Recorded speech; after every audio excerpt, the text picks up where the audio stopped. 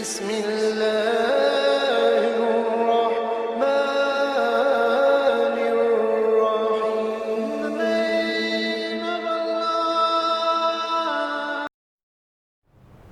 السلام علیکم ناظرین، علم فضائل اعمال پروگرام میں ہم آپ سبھی کا خیر مقدم کرتے ہیں۔ اس محفل میں ہم اور آپ مل کر اس کو جانتے ہیں اور پوری کوشش کریں گے اس پر عمل کرنے کی۔ تو آئیے ناظرین، دیر نہ کرتے ہوئے ہمارے پروگرام کا آغاز کرتے ہیں صحابہ کرام رضی اللہ عنہم اجمعین کے زہد اور فخر کے بیان میں۔ اس بار میں خود نبی کریم صلی اللہ تعالیٰ علیہ وسلم کا اپنا معمول اور اس کے واقعات جو اس امر پر دلالت کرتے ہیں کہ یہ چیز حضور کی خود اختیار فرمائی ہوئی اور پسند کی ہوئی تھی، اتنی کثرت سے حدیث کی کتابوں میں پائے جاتے ہیں کہ ان کا مثال کے طور پر بھی جمع کرنا مشکل ہے۔ حضور صلی اللہ تعالیٰ علیہ وسلم کا ارشاد ہے کہ فخر مومن کا تحفہ ہے۔ حضور صلی اللہ تعالیٰ علیہ وسلم کا پہاڑوں کو سونا بنا دینے سے انکار۔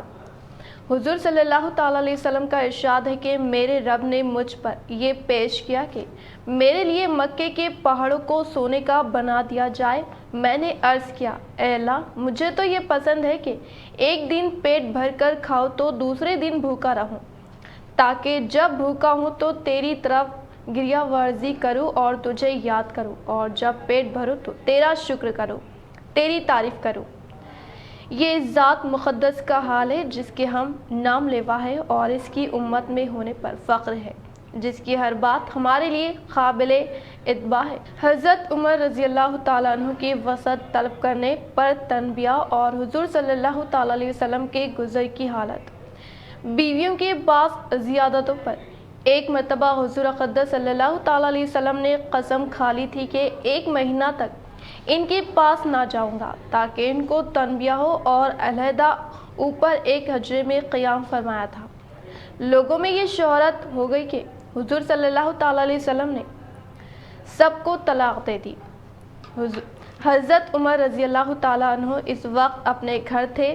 جب یہ خبر سنی تو دوڑے ہوئے تشریف لائے۔ مسجد میں دیکھا کہ لوگ متفرق طور پر بیٹھے ہوئے حضور صلی اللہ تعالیٰ علیہ وسلم کے رنج اور غصے کی وجہ سے رو رہے ہیں۔ بیویاں بھی سب اپنے اپنے گھروں میں رو رہی ہیں۔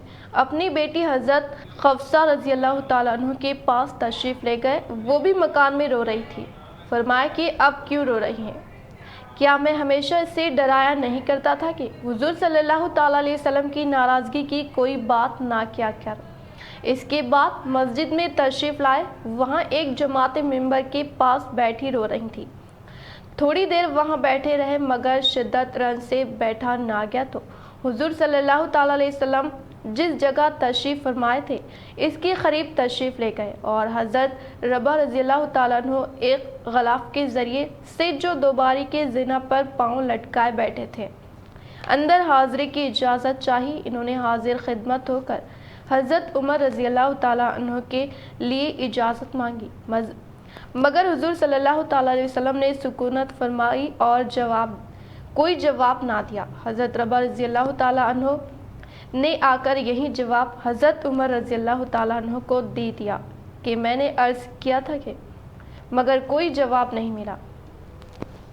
حضرت عمر رضی اللہ تعالیٰ عنہ مایوس ہو کر منبر کے پاس آ بیٹھے مگر بیٹھا نہ گیا، تو پھر تھوڑی دیر میں حاضر ہو کر حضرت ربا رضی اللہ تعالیٰ عنہ کے ذریعے سے اجازت چاہی۔ اسی طرح 3 مرتبہ پیش آئے کہ یہ بیتابی سے غلام کے ذریعے اجازت حاضری کی مانگتے، ادھر سے جواب میں سکوت اور خاموشی ہی ہوئی۔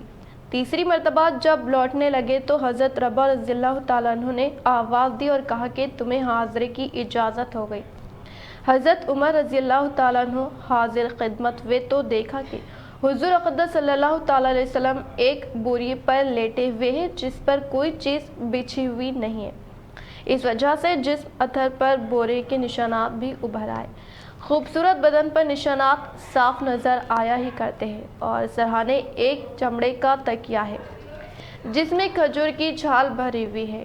میں نے سلام کیا اور سب سے اول تو یہ پوچھا کہ آپ صلی اللہ تعالیٰ علیہ وسلم نے بیویوں کو طلاق دے دی؟ آپ صلی اللہ تعالیٰ علیہ وسلم نے فرمایا نہیں۔ اس کے بعد میں نے دل بستگی کے طور پر حضور صلی اللہ تعالیٰ علیہ وسلم سے عرض کیا، یا رسول اللہ، ہم قریشی لوگ عورتوں پر غالب رہتے تھے، मगर जब मदीना आए तो देखा कि अंसार की औरतें मर्दों पर गालिब हैं। इनको देखकर कुरैश की औरतें भी इससे मुतासिर हो गई। इसके बाद मैंने एक आध बात और की जिससे नबी अकरम सल्लल्लाहु ताला अलैहि वसल्लम के चेहरे अनवर पर तबस्सुम के आसार ज़ाहिर हुए। मैंने देखा कि घर का कुल सामान ये था: 3 चमड़े बगैर दबागा दिए हुए और एक मिट्टी जो एक कोने में पड़ी हुई थी। मैंने इधर उधर नज़र दौड़ाकर देखा तो इसके सिवा कुछ ना मिला। मैंने देखकर रो दिया। हुजूर सल्लल्लाहु ताला अलैहि वसल्लम ने फरमाया कि क्यों रो रहे हो? मैंने अर्ज़ किया, या रसूल अल्लाह, क्यों ना रोऊं कि ये बोरिए के निशानात आप सल्लल्लाहु ताला अलैहि वसल्लम के बदन मुबारक पर पड़ गए हैं और घर के कुल कायनात ये है जो मेरे सामने है। फिर मैंने अर्ज़ किया कि या रसूल अल्लाह सल्लल्लाहु ताला अलैहि वसल्लम, दुआ कीजिए कि आपकी उम्मत पर भी वसत हो। ये रूह वो फ़ारिज़ बेदीन होने के बावजूद कि अल्लाह की इबादत नहीं करते, इन पर तो ये वसत, ये कैसर व कज़ा तो बागों और नहरों के दरमियान हो, और आप सल्लल्लाहु ताला अलैहि वसल्लम अल्लाह के रसूल और इसके ख़ास बंदे होकर ये हालत। नबी अकरम सल्लल्लाहु ताला अलैहि वसल्लम तकिया लगाए हुए लेटे थे। हज़रत उमर रज़ी अल्लाह ताला अन्हु की ये बात सुनकर बैठ गए और फरमाया कि उमर रज़ी अल्लाह ताला अन्हु, क्या अब तक इस बात के अंदर शक में पड़े हुए हो? सुनो, आखिरत की वसत दुनिया की वसत से बहुत बेहतर है। इन कुफ़ार की तैबात और अच्छी चीज़ें दुनिया में मिल गई और हमारे लिए आखिरत में है। हज़रत उमर रज़ी अल्लाह ताला अन्हु ने अर्ज़ किया कि या रसूल अल्लाह, मेरे लिए इस्तग़फ़ार फरमाए कि वाकई मैंने गलती की। ये दीन व दुनिया की बादशाह और अल्लाह के लाडले रसूल सल्लल्लाहु ताला अलैहि वसल्लम का तर्ज अमल है कि बोरिए पर कोई चीज़ बिछी हुई भी नहीं, निशानात बदन पर पड़े हुए हैं। घर की साजो सामान का हाल भी मालूम हो गया। इस पर एक शख्स ने दुआ की दरख्वास्त की तो तनबिया फरमाई। हज़रत आयशा रज़ी अल्लाह ताला अन्हा, किसी ने पूछा था कि आप सल्लल्लाहु ताला अलैहि वसल्लम के घर में हुजूर का बिस्तर कैसा था? फरमाया कि एक चमड़े का था जिसमें खजूर की छाल भरी हुई थी। हज़रत खुफसा रज़ी अल्लाह ताला अन्हा से भी किसी ने पूछा कि आप सल्लल्लाहु ताला अलैहि वसल्लम के घर में हुजूर सल्लल्लाहु ताला अलैहि वसल्लम का बिस्तर कैसा था? फरमाया कि एक टाट था जिसको दोहरा करके हुजूर सल्लल्लाहु ताला अलैहि वसल्लम के नीचे बिछा देती थी। एक रोज़ मुझे ख्याल हुआ कि अगर इसको चौहरा करके बिछा दूँ तो ज़्यादा नरम हो जाए, चुनांचा हमने बिछा दिया। हुजूर सल्लल्लाहु ताला अलैहि वसल्लम ने सुबह को फरमाया कि रात क्या बिछा दिया था? हमने अर्ज़ कर दिया कि वहीं टाट था, इसको चौहरा कर दिया था। फरमाया, इसको ऐसा ही कर दो जैसा पहले था, इसकी नरमी रात को उठने में माने बनती है। अब हम लोग अपने नरम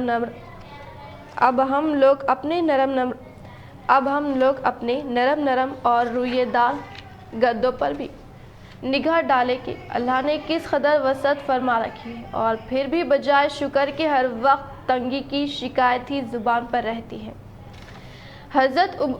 हज़रत अबू हुरैरा रज़ी अल्लाह ताला अन्हु की भूख में हालत। हज़रत अबू हुरैरा रज़ी अल्लाह ताला अन्हु एक मरतबा किताब के कतान के कपड़े में नाक साफ करके फरमाने लगे, क्या कहें अबू हुरैरा रज़ी अल्लाह ताला अन्हु ने आज कतान के कपड़े में नाक साफ करता है। हालांकि मुझे वो ज़माना भी याद है जब हुजूर सल्लल्लाहु ताला अलैहि वसल्लम के मिंबर और के दरमियान बेहोश पड़ा हुआ होता था और लोग मजनून समझकर पाँव से गर्दन दबा देते थे।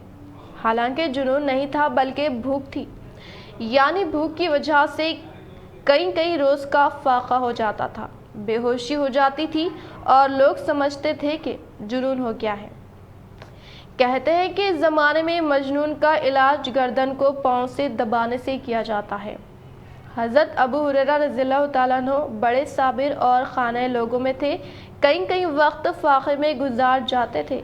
हुजूर सल्लल्लाहु ताला अलैहि वसल्लम के बाद अल्लाह ने फतुहात फरमाई तो इन पर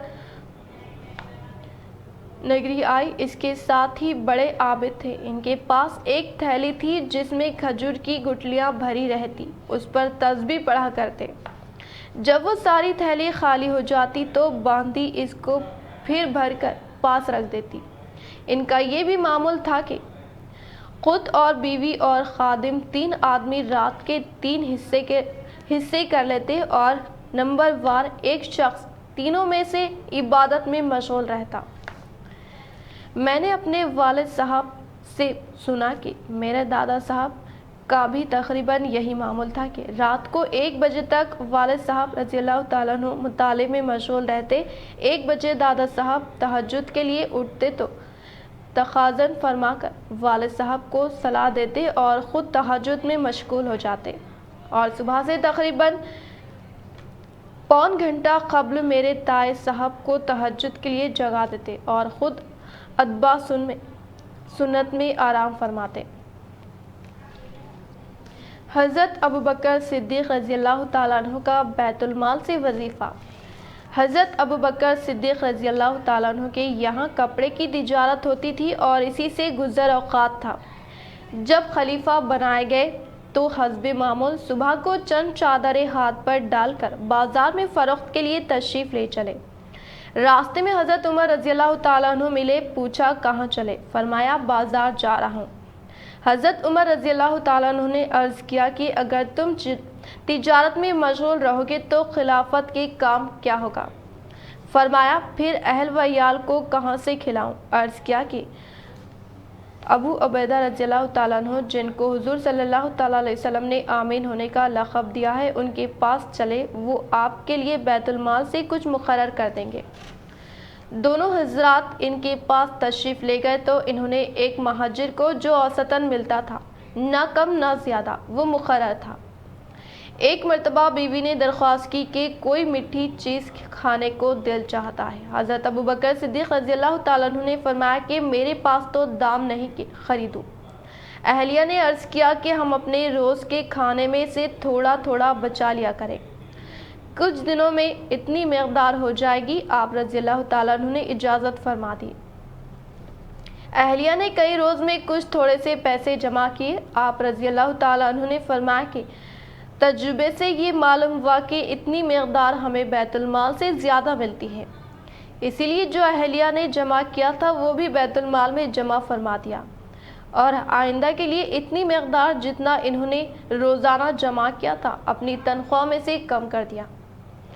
اتنے بڑے خلیفہ اور بادشاہ پہلے سے اپنی تجارت بھی کرتے تھے اور وہ ضروریات کو کافی بھی تھا، جیسا کہ اس اعلان سے معلوم ہوتا ہے جو بخاری میں حضرت عائشہ رضی اللہ تعالیٰ عنہ سے مروی ہے کہ جب حضرت ابوبکر رضی اللہ تعالیٰ عنہ خلیفہ بنائے گئے تو آپ صلی اللہ تعالیٰ علیہ وسلم نے فرمایا کہ میری قوم کو یہ بات معلوم ہے کہ میرا پیشہ تجارت میرے اہل و عیال کے خرچ کو ناکافی نہیں تھا، لیکن اب خلافت کی وجہ سے مسلمانوں کے کاروبار میں مشغول ہے، اس لیے بیت المال سے میرے اہل و عیال کا کھانا مقرر ہوگا۔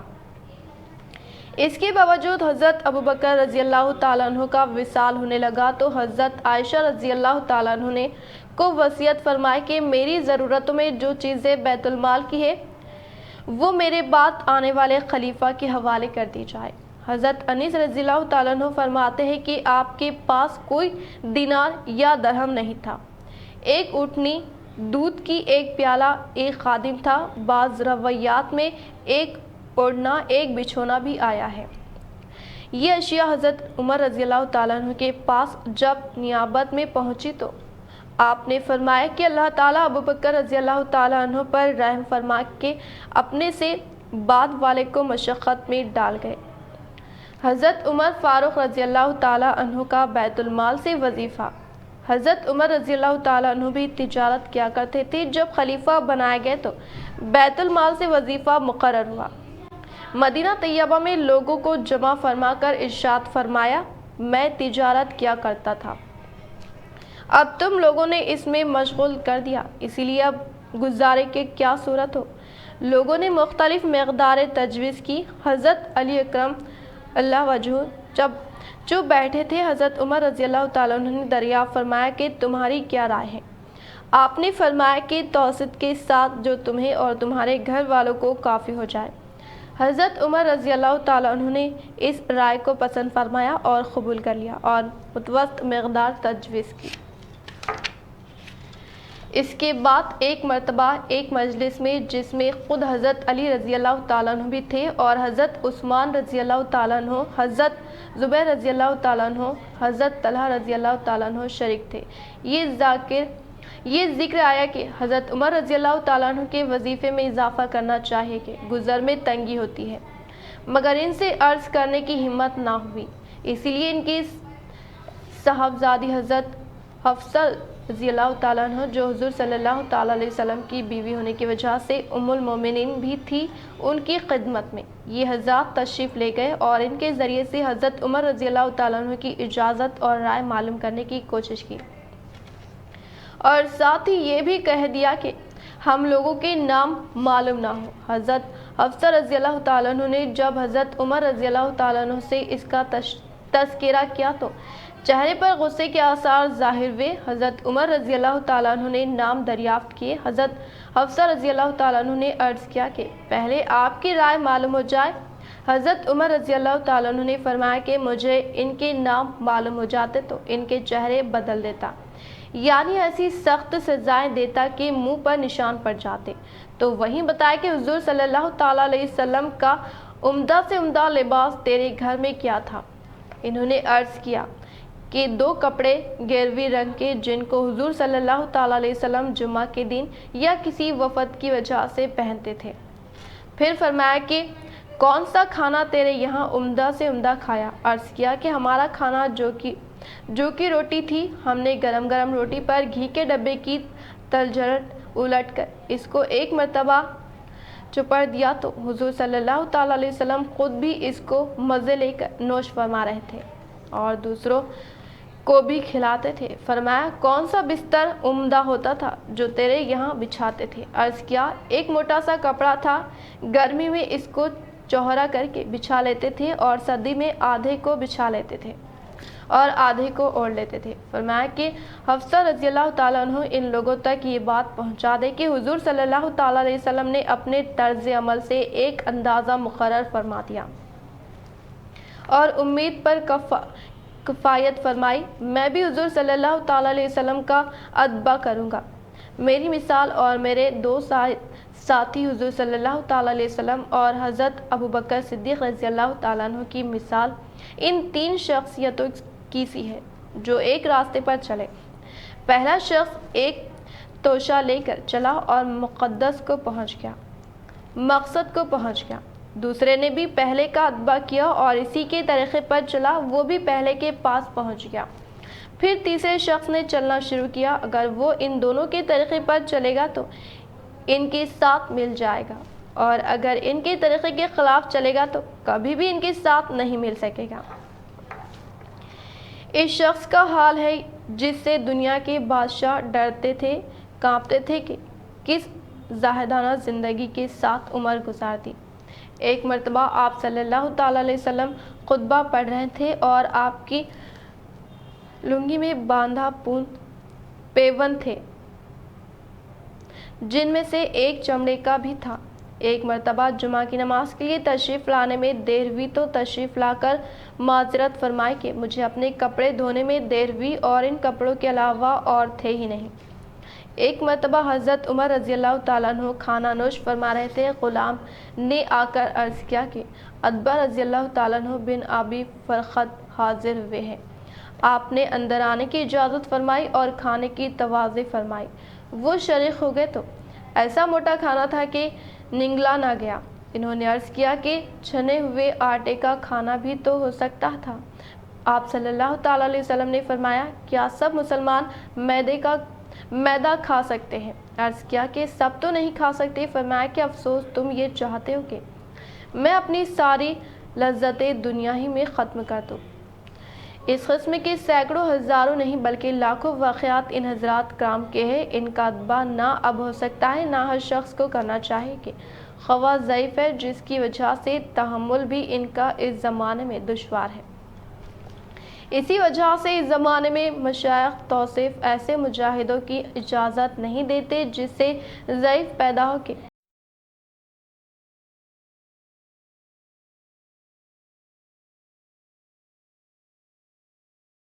قوتیں پہلے ہی سے ضعیف ہے، ان حضرات کو اللہ جل شانہ نے قوتیں بھی عطا فرمائی تھی، البتہ یہ ضروری ہے کہ اتباع کی خواہش اور تمنا ضرور رکھنا چاہیے کہ اس کی وجہ سے آرام طلبی میں کچھ کمی واقع ہو اور نگاہ کچھ تو نیچی رہے اور اس زمانے کی مناسب اعتدال پیدا ہو جائے کہ ہم لوگ ہر وقت لذات دنیا میں بڑھتے جاتے اور ہر شخص اپنے سے زیادہ مال و دولت والے کی طرف نگاہ رکھتا ہے اور اس حسرت میں مر جاتا ہے کہ فلاں شخص مجھ سے زیادہ وسعت میں ہے۔ حضرت بلال رضی اللہ تعالیٰ عنہ کا حضور صلی اللہ تعالیٰ علیہ وسلم کے لیے ایک مشرق سے قرض۔ حضرت بلال رضی اللہ تعالیٰ عنہ سے ایک صاحب نے پوچھا کہ حضور اقدس صلی اللہ تعالیٰ علیہ وسلم کے اخراجات کی کیا صورت ہوتی تھی؟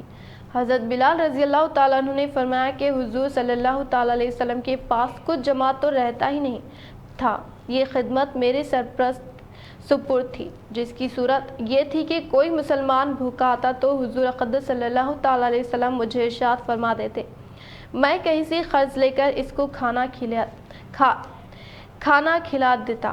کوئی ننگا آتا تو مجھے ارشاد فرما دیتے، میں کسی سے قرض لے کر اس کو کپڑے بنا دیتا۔ یہ صورت ہوتی رہتی تھی۔ ایک مرتبہ ایک مشرق مجھے ملا، اس نے مجھ سے کہا کہ مجھے وسعت اور ثروت حاصل ہے تو کسی سے قرض نہ لے کر جب ضرورت ہوا کرے مجھ سے ہی قرض لے لیا کرے۔ میں نے کہا اس سے بہتر کیا ہوگا؟ اس سے قرض لینا شروع کر دیا۔ جب ارشاد عالی ہوتا اس سے قرض لے آیا کرتا اور ارشاد والے کی تعمیل کر دیتا۔ ایک مرتبہ میں وضو کر کے اذان کہنے کے لیے کھڑا ہی تھا کہ وہی مشرق ایک جماعت کے ساتھ آیا اور کہنے لگا، او حجبی! میں ادھر متوجہ ہوا تو ایک دم بے تحاشا گالیاں دینے لگا۔ جو منہ میں آیا کہا اور کہنے لگا کہ مہینے کے ختم تک میرا سب قرض ادا نہ کیا تو تجھے اپنے قرضے میں غلام بناؤں گا، اور اسی طرح بکریاں، یہ کہہ کر چلا گیا۔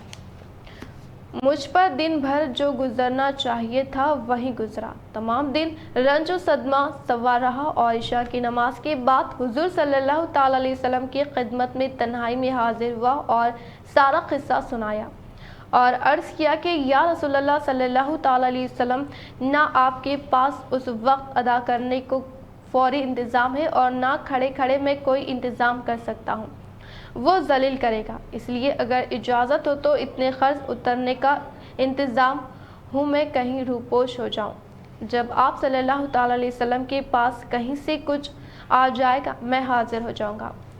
یہ عرض کر کے میں گھر آیا، تلوار لی، ڈھال اٹھائی، جو تھا اٹھایا، یہی سامان سفر تھا اور صبح ہونے کا انتظار کر رہا تھا کہ صبح کے قریب کہیں چلا جاؤں گا۔ صبح قریب ہی تھی کہ ایک صاحب دوڑے ہوئے آئے کہ حضور صلی اللہ تعالیٰ علیہ وسلم کی خدمت میں جلدی چلو۔ میں حاضر خدمت ہوا تو دیکھا کہ 4 اونٹنیاں جن پر سامان لدا ہوا تھا بیٹھی ہیں۔ حضور صلی اللہ تعالیٰ علیہ وسلم نے فرمایا، خوشی کی بات سناؤ کہ اللہ تعالیٰ نے تیرے قرضے کی بے باقی کا انتظام فرما دیا۔ یہ اونٹنیاں بھی تیرے حوالے اور ان کا سب سامان بھی فقط فدق کے رئیس نے یہ نذرانہ مجھے بھیجا ہے۔ میں نے اللہ کا شکر ادا کیا اور خوشی خوشی ان کو لے کر گیا اور سارا قرضہ ادا کر کے واپس آیا۔ حضور اقدس صلی اللہ تعالیٰ علیہ وسلم اتنے مسجد میں انتظار فرماتے رہے۔ میں نے واپس آ کر عرض کیا کہ حضور اللہ کا شکر ہے، حق تعالیٰ نے سارے قرضے سے آپ صلی اللہ تعالیٰ علیہ وسلم کو سبکدوش کر دیا اور اب کوئی چیز بھی قرضے کی باقی نہیں رہی۔ حضور صلی اللہ تعالیٰ علیہ وسلم نے دریافت فرمایا کہ سامان میں سے بھی کچھ باقی ہے؟ میں نے عرض کیا کہ جی ہاں، کچھ باقی ہے۔ حضور صلی اللہ تعالیٰ علیہ وسلم نے فرمایا کہ اسے بھی تقسیم ہی کر دے تاکہ مجھے راحت ہو جائے۔ میں گھر میں بھی اس وقت تک نہیں جانے کا جب تک یہ تقسیم نہ ہو جائے۔ تمام دن گزر جانے کے بعد عشاء کی نماز سے فراغت پر حضور صلی اللہ تعالیٰ علیہ وسلم نے دریافت فرمایا کہ وہ بچا ہوا مال تقسیم ہو گیا یا نہیں؟ میں نے عرض کیا کہ کچھ موجود ہے، ضرورت مند آئے نہیں، تو حضور صلی اللہ تعالیٰ علیہ وسلم نے مسجد میں آرام فرمایا۔ دوسرے دن عشاء کے بعد پھر حضور صلی اللہ تعالیٰ علیہ وسلم فرمایا، کہو جی کچھ ہے؟ میں نے عرض کیا کہ اللہ جل شانہ نے آپ کو راحت عطا فرمائی کہ وہ سب نمٹ گیا۔ حضور صلی اللہ تعالیٰ علیہ وسلم نے اللہ جل جلالہ کی حمد و ثنا فرمائی۔ حضور صلی اللہ تعالیٰ علیہ وسلم یہ ڈر ہوا کہ خدا نخواستہ موت آ جائے اور کچھ حصہ مال کا آپ کی ملک میں رہے۔ اس کے بعد گھروں میں تشریف لے گئے اور بیویوں سے ملے۔ اللہ والوں کی یہ بھی خواہش رہتی ہے کہ ان کی ملک میں مال و متنا کچھ نہ رہے۔ پھر حضور صلی اللہ تعالیٰ علیہ وسلم کا تو کیا پوچھنا، جو سارے نبیوں کی سردار، سارے اولیاء کی سرتاج، حضور صلی اللہ تعالیٰ علیہ وسلم کو اس کی خواہش کیوں نہ ہوتی کہ میں دنیا سے بالکل فارغ ہو جاؤں۔ میں نے معتبر ذرائع سے سنا ہے کہ حضرت اقدس مولانا شاہ عبد الرحیم صاحب رائے پوری نور اللہ مرخدہ کا معمول یہ تھا کہ جب نذرانوں کی رقم کو جمع ہو جاتی تو اہتمام سے منگوا کر سب تقسیم فرماتے تھے، اور وصال سے قبل تو اپنے پہننے کے کپڑے وغیرہ بھی اپنے خادم خاص حضرت مولانا شاہ عبد القادر صاحب مدد ضلع کو دے دیے تھے، اور فرمایا تھا کہ بس اب تم سے استار لے کر پہن لیا کرو۔